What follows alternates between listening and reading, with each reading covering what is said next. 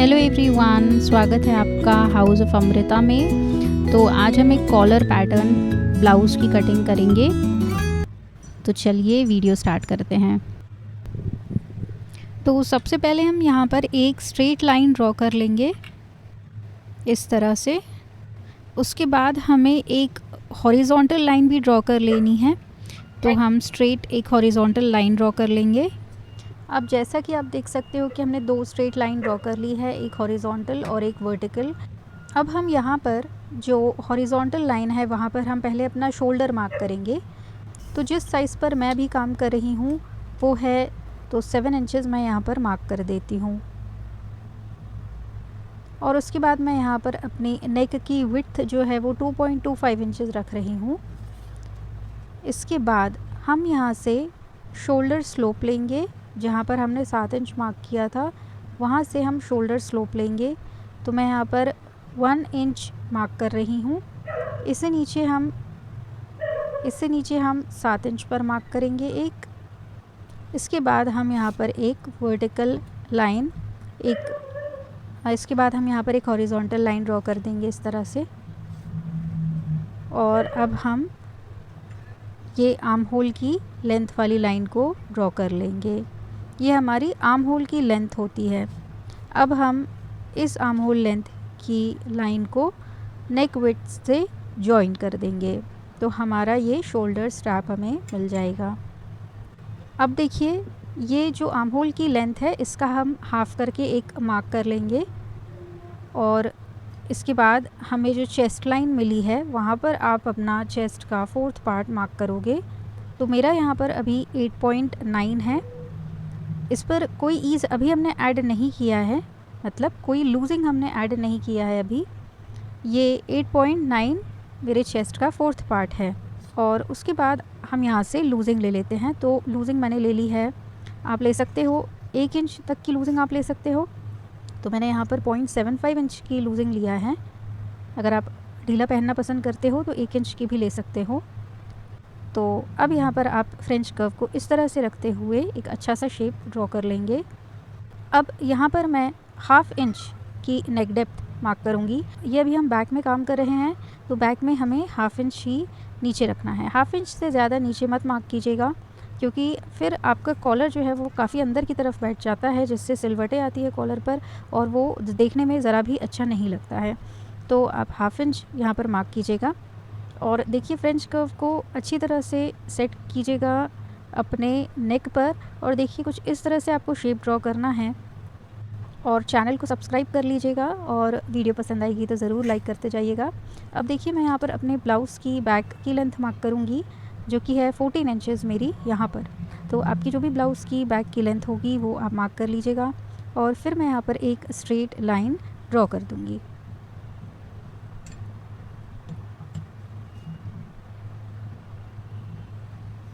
अब मैंने यहाँ पर ये जो लाइन हमें मिली है ये वेस्ट की लाइन है, कमर की लाइन है। और यहाँ पर मैं 3.8 पर मार्क कर दूँगी। तो आप 4 इंच तक भी मार्क कर सकते हो अगर आपका साइज़ बड़ा है। और अगर आपका साइज़ इससे कम है तो आप फिर 3.5 इंच पर मार्क कर सकते हो। फिर इसके बाद अब जो डार्ट हम लेंगे उसकी लेंथ देखिए कितनी जाएगी। तो चेस्ट से आप 1 इंच कम रख के मार्क कर सकते हो। और फिर इसके बाद मैं आधा इंच, मतलब टोटल यहाँ पर 1 इंच का मैं डार्ट लूँगी बैक में इस तरह से। और देखिए मैंने यहाँ पर डार्ट बना दिया है। चेस्ट लाइन से 1 इंच मैंने नीचे की तरफ ही रखा हुआ है। तो ये हमारा डार्ट बन गया है बैक में। मैं आपको ये ज़रूर बताना चाहूँगी कि बैक में डार्ट उतना ही इम्पोर्टेंट होता है जितना फ्रंट में होता है, ठीक है। तो यहाँ पर आप अपने वेस्ट पर 1/4 अपने वेस्ट का मार्क कीजिएगा। और 1/4 मेरे वेस्ट का है 7.8, प्लस उसमें मैंने जो ये 1 इंच का डार्ट लिया है उसका 1 इंच ऐड करूँगी तो यहाँ पर हो जाएगा 8.8।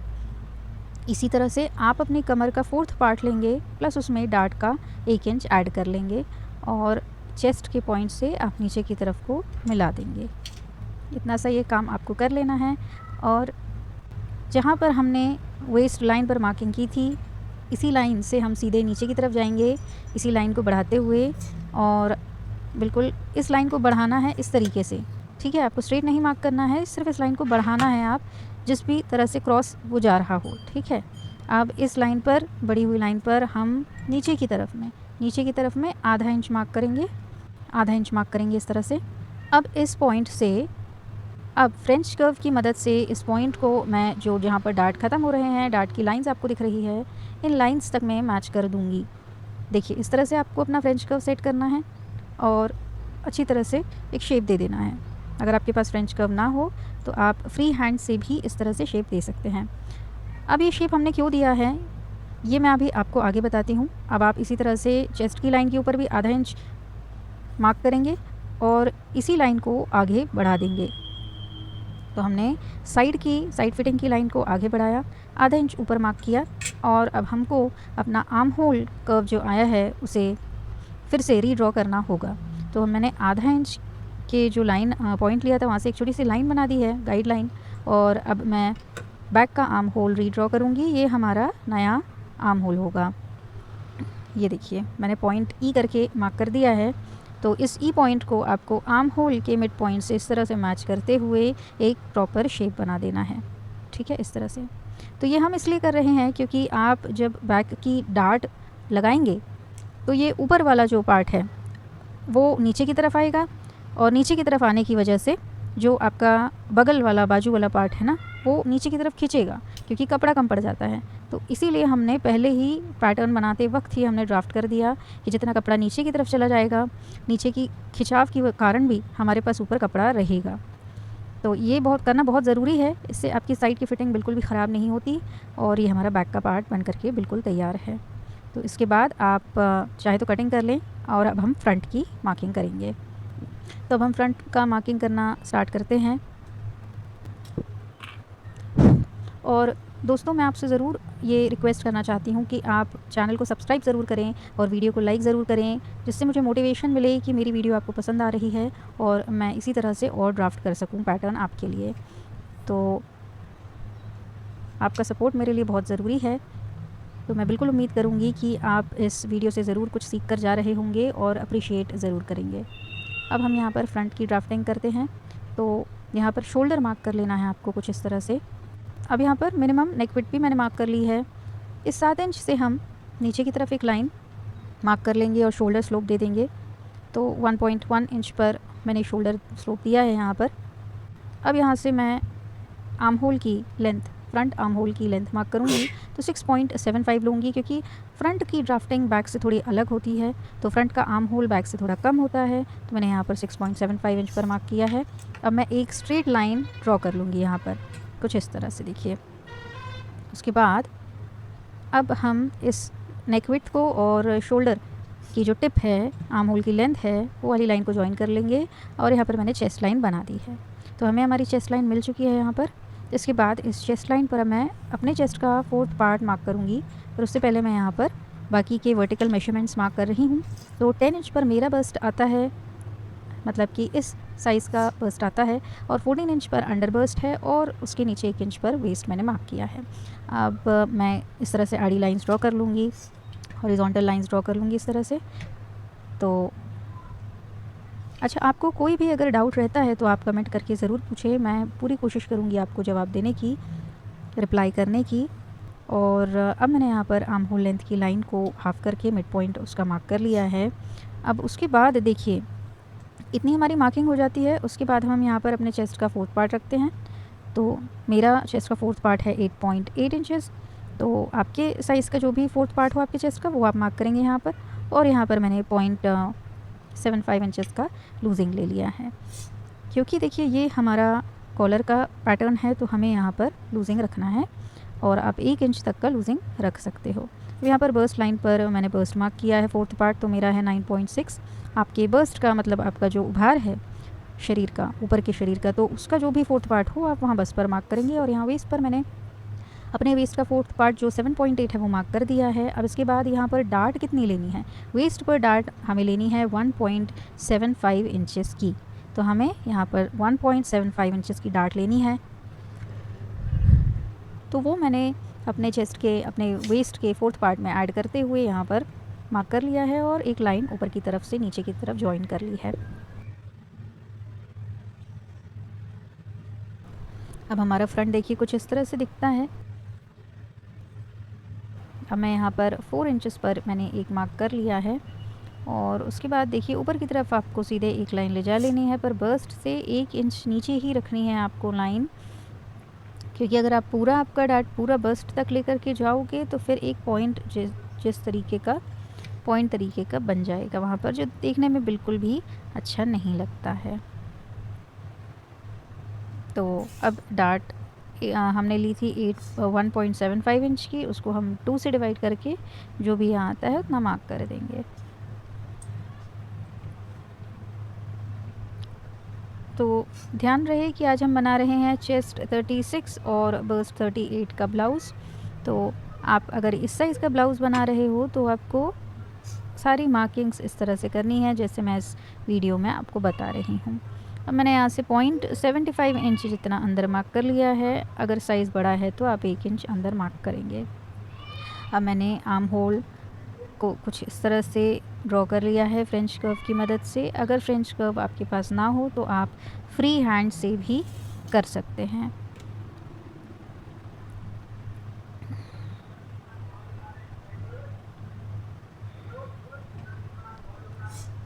अब देखिए आपको अपनी स्केल लेनी है और कुछ इस तरह से प्लेस करनी है कि आपका बस्ट का जो पॉइंट है वो पॉइंट ब्लाउज़ का जो सेंटर फ्रंट बीच वाला भाग है आपके शरीर का, वो वाला देखिए, ये बीच वाला भाग इस तरह से यहाँ पर मैंने ओ मार्क कर दिया।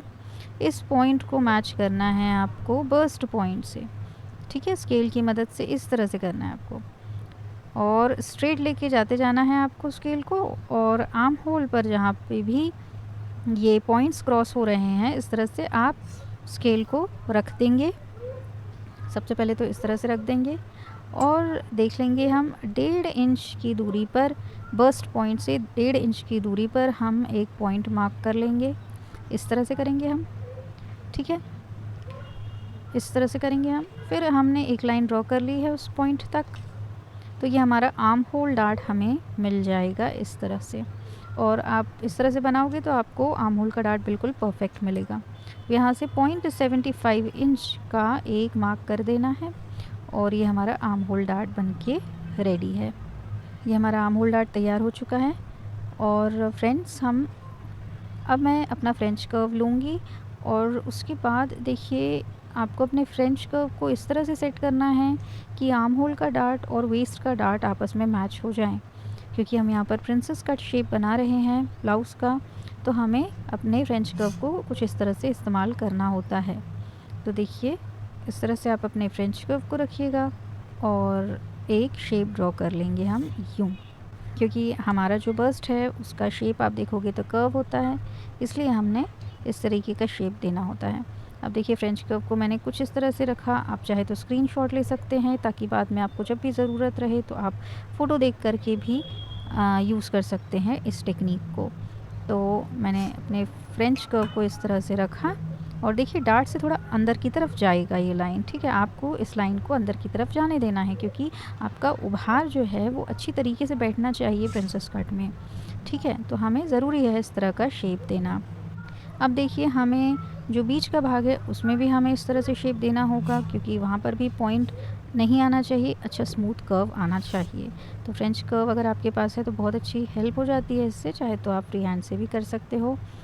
तो मैं यहाँ पर फ्रेंच कर्व से करूँगी और मैंने यहाँ पर पॉइंट्स मार्क कर दिए कि आपको F2G मार्क करना है। देखिए अगर आपको दिख रहा हो तो इस तरह से देखिए E पॉइंट को मैच किया F से, G से, EFG इस तरह से मिला लेना है आपको पॉइंट्स को। और फ्रेंच कर्व को अच्छी बढ़िया तरह से आप रखिए और एक लाइन ड्रॉ कर लीजिए, तो बहुत एक बढ़िया से शेप आ जाएगा। ये टेक्निक बहुत ही कमाल की है और आपको भी यूज़ करनी चाहिए। बाकी एक्स्ट्रा पार्ट को हम बिल्कुल कट कर देंगे, ये हमारे किसी काम का नहीं है ये पार्ट, ये कटाई के दौरान ये निकल जाएगा। अब हमने हमारा जो प्रिंसेस कट का जो मेन शेप है वो तो तैयार हो चुका है। इसके बाद अब हमें देना होगा सेंटर की तरफ डार्ट। तो यहाँ पर देखिए 1 इंच मैं नीचे की तरफ से ऊपर की तरफ को मार्क करूँगी वेस्ट लाइन से ऊपर की तरफ 1 इंच मार्क करूँगी। तो आप भी इस तरह से 1 इंच ऊपर मार्क कर लीजिए सेंटर की लाइन को, सेंटर की लाइन पर यूँ, और फिर इस पॉइंट को इस जी के पॉइंट से मिला देना है आपको। ये हम इसलिए करते हैं क्योंकि आपने देखा होगा कि हमारा जब ब्लाउज़ बन कर के रेडी होता है तो कुछ लोगों का ब्लाउज़ जो है नीचे की तरफ से एक्स्ट्रा निकल जाता है, तो उसे ऐसा शेप ना आए, इस तरीके का प्रॉपर शेप आए, अच्छी बढ़िया तरीके से आपके बस्ट पर बैठे ब्लाउज़, इसलिए हमें शेपिंग करना बहुत ज़रूरी होता है। अब हमने साइड फिटिंग की लाइन पर भी 1 इंच ऊपर करके इस तरह से शेप दे देना है। तो साइड की जो लाइन है वो ब्लाउज़ की जो आपकी ऊपर नीचे होती है वो नहीं होगी, क्योंकि हम ये छाँटते नहीं हैं ये एरिया को, इसलिए हमारी जो साइड फिटिंग की लाइन है वो प्रॉपर मैच नहीं होती। तो अगर आप चाहते हो कि प्रॉपर मैच हो तो आपको 1 इंच इस तरीके से ऊपर की तरफ मार्क कर लेना है और शेप ड्रॉ कर लेना है।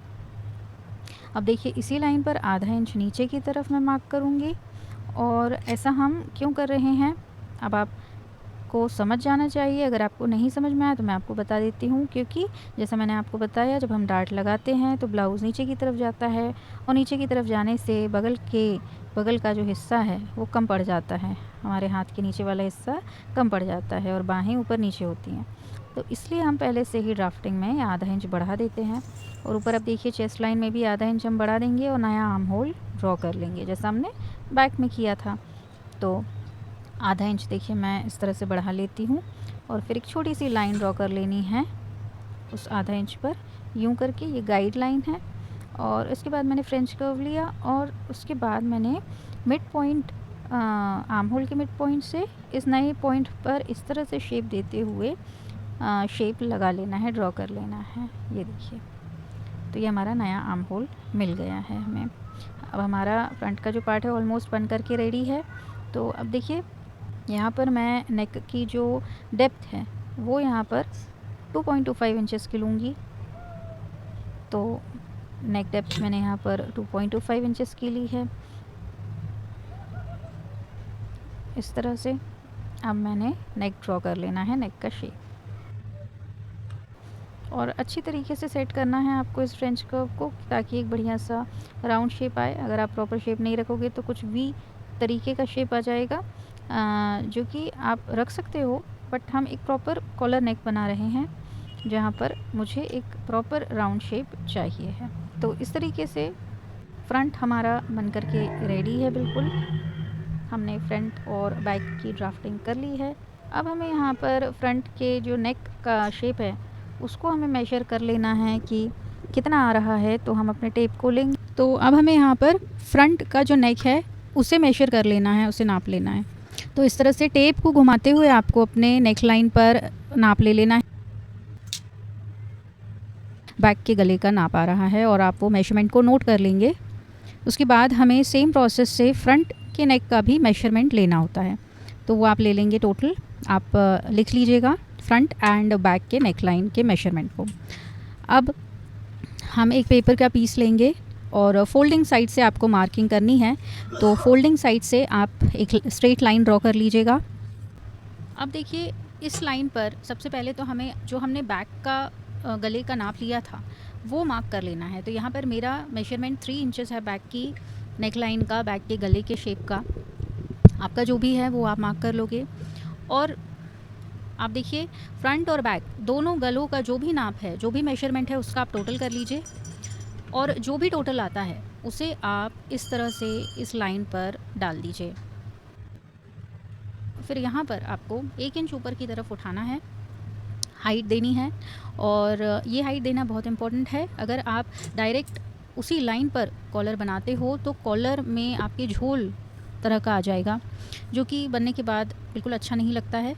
तो 1 इंच पे हमने ऐसे हाइट उठाया। अब फ्रेंच कर्व की मदद से हम उस पॉइंट को, 7 इंच के ऊपर वाले पॉइंट को, हमारा जो बैक की नेकलाइन वाला पॉइंट है 3 इंच वाला, उससे मिला देंगे। अच्छी तरीके से अपने फ्रेंच कर्व का यूज़ कीजिए, सेट कीजिए। इस तरह से लाइन कर्व शेप में ड्रॉ कर दिया है। उसके बाद आपके पास अगर सेट स्क्वायर है तो ठीक है, और अगर नहीं है तो देखिए इस तरह से कोई भी एक चौकोर या रेक्टेंगल पीस उठाइए, और देखिए कि एंगल बनाना है आपको इस लाइन पर। एल शेप का एंगल बनाना है कि कोना उस रेक्टेंगल का आपके कर्व वाली लाइन पर बैठे। इस तरह से देखिए एल शेप का ये जो कोना है वो उस पॉइंट पर आ रहा है जहाँ मैंने स्टिकी नोट को रखा है, और 90 डिग्री का आपको इस तरह से एंगल बना लेना है। इससे क्या होगा कि आपका जो कॉलर है बिल्कुल प्रॉपर बनेगा, लाइन टेढ़ी मेढ़ी नहीं होगी। ठीक है, तो 90 डिग्री पे हमको उस लाइन को बनाना है। अब आपको कॉलर की चौड़ाई जितनी भी रखनी है आप उतना मार्क कर लेंगे। तो मैं यहाँ पर 0.75 इंच रख रही हूँ। आपको 1 इंच रखना है, 1.5 इंच रखना है, जितना भी रखना है आप यहाँ पर उस तरह से मार्किंग कर लेंगे।